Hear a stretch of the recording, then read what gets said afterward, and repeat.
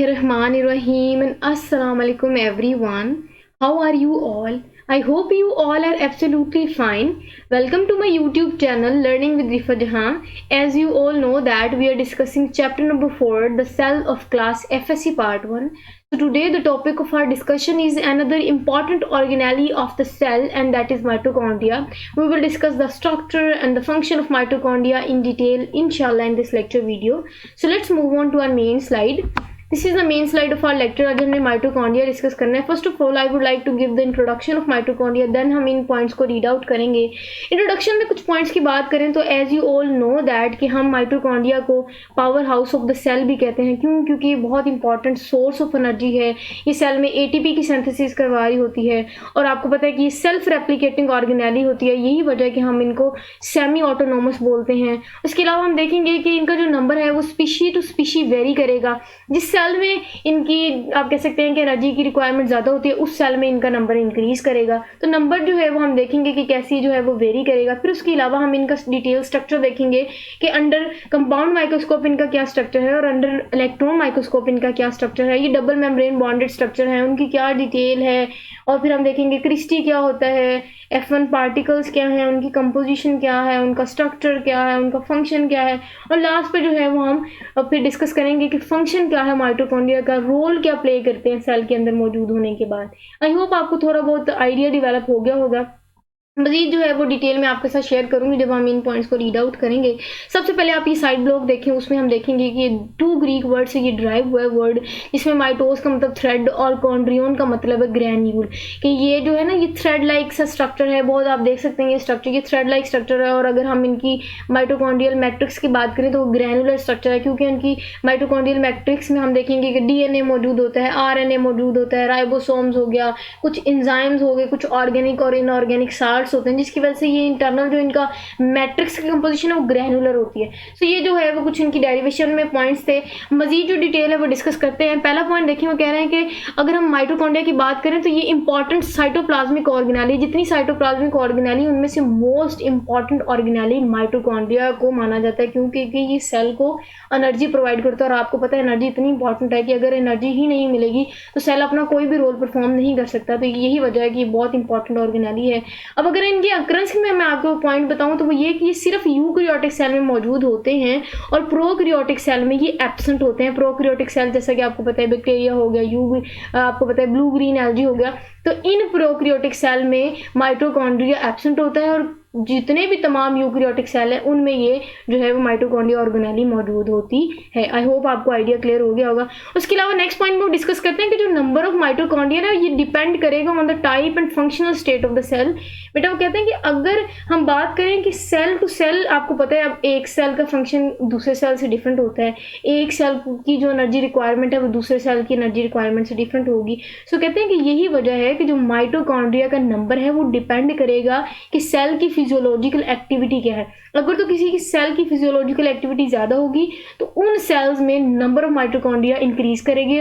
और अगर कुछ functional state of the cell या आप कह सकते हैं कुछ physiological activities of the cell कम होंगी तो उनमें ये नंबर भी काम करेगा. क्लियर है? तो ये जो नंबर ऑफ माइटोकॉन्ड्रिया ये डिपेंड करता है टाइप और फंक्शनल स्टेट के, फंक्शन क्या परफॉर्म करता है सेल, तो उस हिसाब से इनका नंबर वेरी करता है. लास्ट पे भी वो ये डिस्कस करते हैं कि सेल टू सेल इनके जो है वो कंपोजिशन या आप कह सकते हैं इनका नंबर वेरी करता है. और इनकी स्पीशी टू स्पीशी भी हमने इनकी वेरी देखी कि ये स्पीशी टू स्पीशी भी वेरी करते हैं नंबर में. क्लियर है? और ये स्ट्रक्चर थोड़ा सा जनरल स्ट्रक्चर है. नेक्स्ट इनका जो डिटेल स्ट्रक्चर वो हम डिस्कस करेंगे. उन फिर हम देखेंगे कि क्रिस्टी क्या है और फिर F1 पार्टिकल्स की जो डिटेल है वो हम नेक्स्ट स्ट्रक्चर में डिस्कस करेंगे. फिलहाल आप ये देख लें कि डबल मेम्ब्रेन बॉन्डेड जो है वो ये ऑर्गेनेली होती है. आउटर जो है वो स्मूथ है, इनर में आप इन फोल्डिंग्स देख सकते हैं. उन फोल्डिंग्स को हम जो है वो क्रिस्टीन का नाम देते हैं. उनकी क्या डिटेल है, उनकी क्या कंपोजिशन हम नेक्स्ट स्लाइड में रीड आउट करते हैं. आई होप ये स्लाइड आपको बहुत अच्छे से क्लियर होगी. मूव ऑन करते हैं हम अपनी नेक्स्ट स्लाइड की तरफ और उसमें हमने डिस्कस करना है इनका स्ट्रक्चर. हम देखेंगे, मैंने आपको पहले भी बताया कि हम अंडर कंपाउंड माइक्रोस्कोप इनकी कंपोजिशन और अंडर इलेक्ट्रॉन माइक्रोस्कोप इनकी कंपोजिशन देखेंगे. अब देखिए स्ट्रक्चर की बात करें, कहते हैं कि अगर हम कंपाउंड माइक्रोस्कोप, आपको पता है वो इतने खास स्पेसिफिक स्ट्रक्चर नहीं देख सकते, उनके अंदर अगर हम इनका स्ट्रक्चर देखें तो कहते हैं कि ये ऐसी अपीयरेंस देते हैं कि वेजिकल की अपीयरेंस देता है. और आपको पता है कि रोड लाइक या फिलामेंट लाइक इनकी अपीयरेंस होती है अगर हम अंडर कंपाउंड माइक्रोस्कोप डिस्कस करें. लेकिन कहते हैं कि अगर हम अंडर इलेक्ट्रॉन माइक्रोस्कोप इनका स्ट्रक्चर देखें तो वो बहुत ही कम्प्लेक्स मॉर्फोलॉजी दे रहे हैं, क्योंकि आपको पता है कि इलेक्ट्रॉन माइक्रोस्कोप बहुत डिटेल स्ट्रक्चर देता है किसी भी स्ट्रक्चर का। तो कहते हैं कि अंडर इलेक्ट्रॉन माइक्रोस्कोप ये बहुत ही कम्प्लेक्स मॉर्फोलॉजी देती है। और वो क्या कम्प्लेक्सिटी है इनके स्ट्रक्चर में, क्या डिटेल स्ट्रक्चर है, वो हम जो है वो नेक्स्ट इंशाल्लाह डिस्कस भी करेंगे और इनका स्ट्रक्चर भी देखेंगे। नेक्स्ट पॉइंट है although their number shape and internal structure vary widely, कि इनका जो नंबर है, इनकी जो शेप है, इनका जो इंटरनल स्ट्रक्चर है वो वेरी भी करता है सेल टू सेल। जरूरी नहीं कि जो हमने अंडर इलेक्ट्रॉन माइक्रोस्कोप एक माइटोकॉन्ड्रिया का स्ट्रक्चर देखा वही सेम किसी दूसरे सेल में भी होगा। वो उन्होंने कहा कि नंबर के साथ साथ शेप और इंटरनल स्ट्रक्चर भी वेरी करता है सेल टू सेल।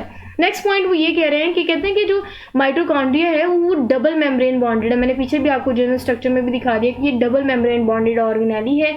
और नेक्स्ट आप नीचे देख सकते हैं बहुत इंपॉर्टेंट शॉर्ट क्वेश्चन जो मैंने आपके लिए शेयर किया सो दैट कि आपके एग्जाम पॉइंट ऑफ व्यू से भी अच्छी तैयारी हो जाए। वो ये कि what are cristae and what is its important, cristae क्या होती है, इसकी इंपॉर्टेंस क्या होती है। जब हम नेक्स्ट इसका डिटेल स्ट्रक्चर डिस्कस करेंगे आपको इनके आंसर्स भी मिल जाएंगे, तो आप उन आंसर्स को इसके साथ जो है वो कंबाइन करके अपने नोट्स भी बना सकते हैं।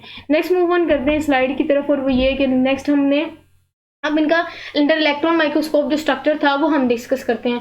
कहते हैं कि अगर हम स्ट्रक्चर की बात करें तो जो माइटोकॉन्ड्रिया उनका जो आउटर स्ट्रक्चर है वो स्मूथ होता है। मैंने आपको पीछे भी दिखाया था कि स्मूथ सा, कोई इनमें रफ अपेयरेंस नहीं है, कोई इनमें कोई आप कह सकते हैं एडिशनल कोई नहीं है, बिल्कुल स्मूथ सा एक आउटर इनकी मेम्ब्रेन का स्ट्रक्चर देखा जाता है। अगर हम इनर मेम्ब्रेन की बात करें तो वो हाईली फोल्डेड होता है, बहुत शदीद फोल्डिंग्स होती हैं। हाईली कहते हैं बहुत ज़्यादा फोल्डेड स्ट्रक्चर होता है, और वो इनवर्ड फोल्डिंग होती है। इनवर्ड फोल्डिंग हम देखेंगे कि कैसे वो माइटोकॉन्ड्रियल मैट्रिक्स की तरफ जो है वो फोल्डिंग शो करेंगे। बाहर की जो आउटर हम देखेंगे मेम्ब्रेन उसकी तरफ फोल्डिंग नहीं करेंगे, इनर वर्ड जो है वो इनवर्ड इनकी फोल्डिंग्स होती हैं। और उन इनवर्ड फोल्डिंग को हम जो इनवर्ड फोल्ड होते हैं उन हम इन फोल्ड्स को हम क्रिस्टी बोलते हैं। क्लियर है। अब नेक्स्ट वो जो पीछे हमने शॉर्ट क्वेश्चन देखा उसका जो स्ट्रक्चर का पूरा उसका स्ट्रक्चर कंपोजिशन वो जो इंपॉर्टेंस पूछ रहे थे क्रिस्टी की, वो यहाँ इसका आंसर भी है, तो आपको नोट्स भी मिल गए।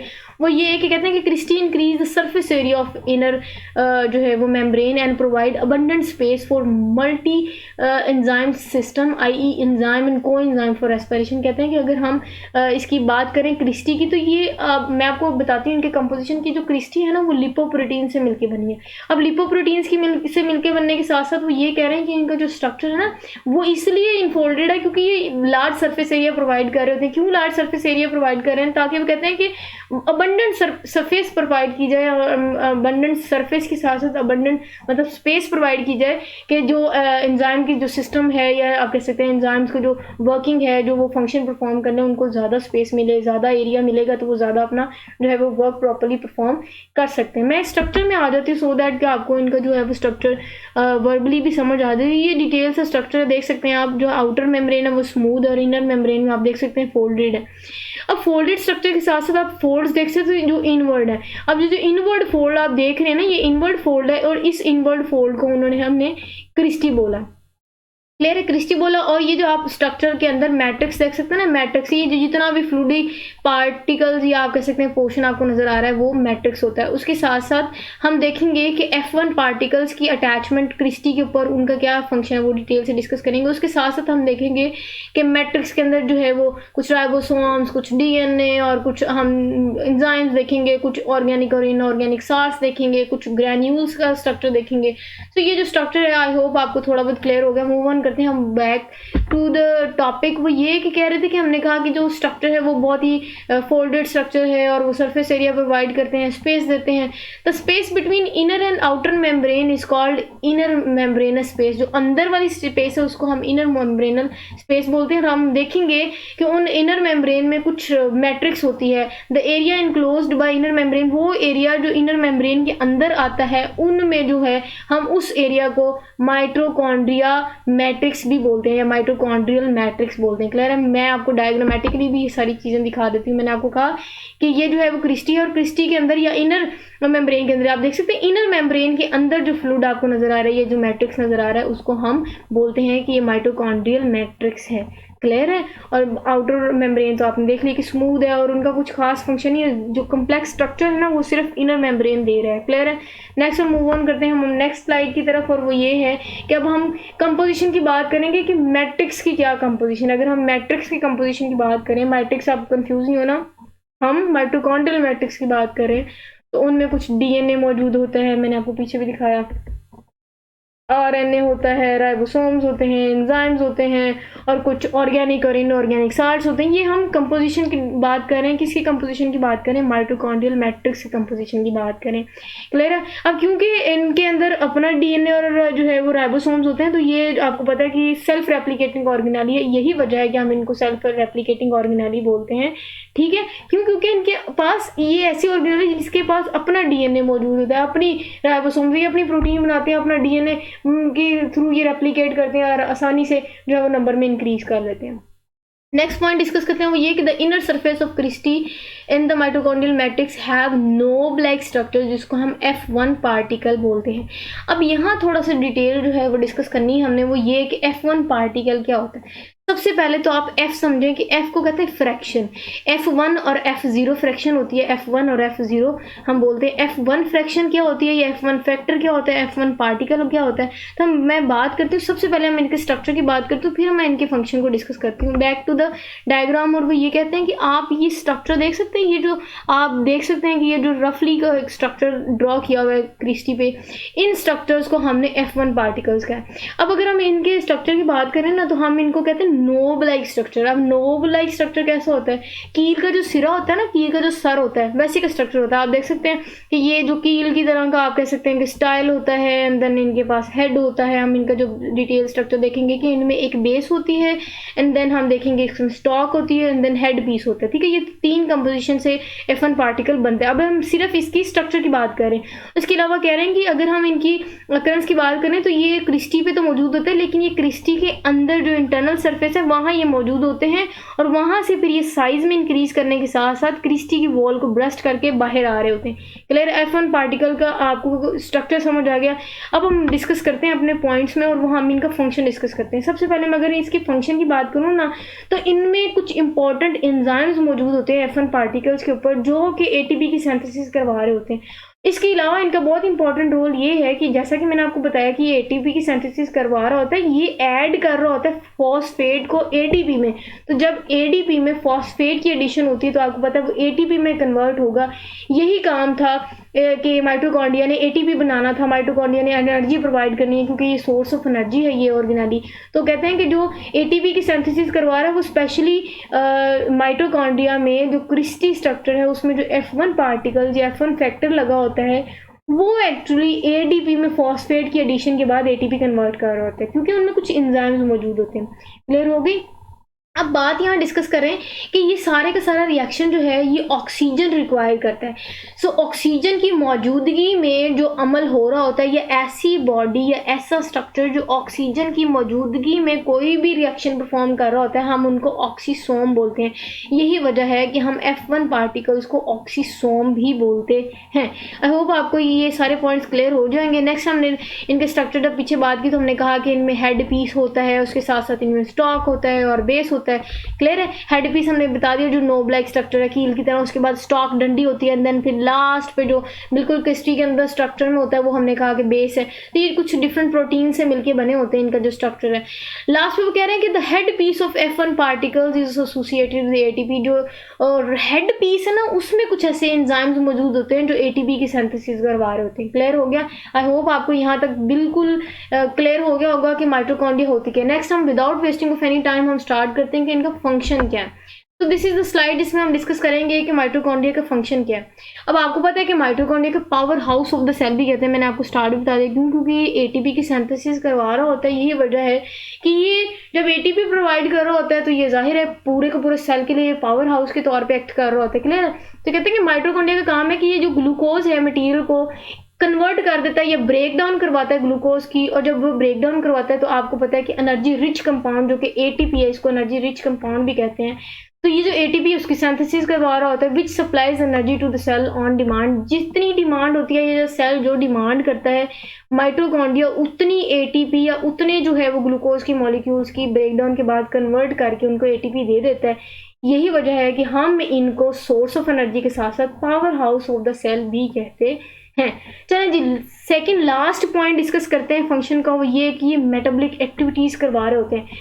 अब माइटोकॉन्ड्रिया की इंपॉर्टेंस इसीलिए भी हमने कहा था कि बहुत इंपॉर्टेंट होती है क्योंकि ये सोर्स ऑफ एनर्जी, उसके साथ साथ कहते हैं कि ये कुछ बहुत इंपॉर्टेंट रिएक्शंस, जैसा कि आपकी बुक में मेंशन है कि क्रेब्स साइकिल हो गया, एरोबिक रेस्पिरेशन हो गया, कुछ फैटी एसिड मेटाबॉलिज्म हो गया, ये जितने भी रिएक्शन मैंने आपके साथ डिस्कस किए, कहते हैं कि ये सारे के सारे रिएक्शन जो है वो माइटोकॉन्ड्रिया टेक प्लेस करवा रहे होते हैं। क्लियर है? तो माइटोकॉन्ड्रिया का फंक्शन ये भी होता है कि ये मेटाबॉलिक एक्टिविटीज में अपना बहुत इंपॉर्टेंट रोल प्ले कर रहा होता है।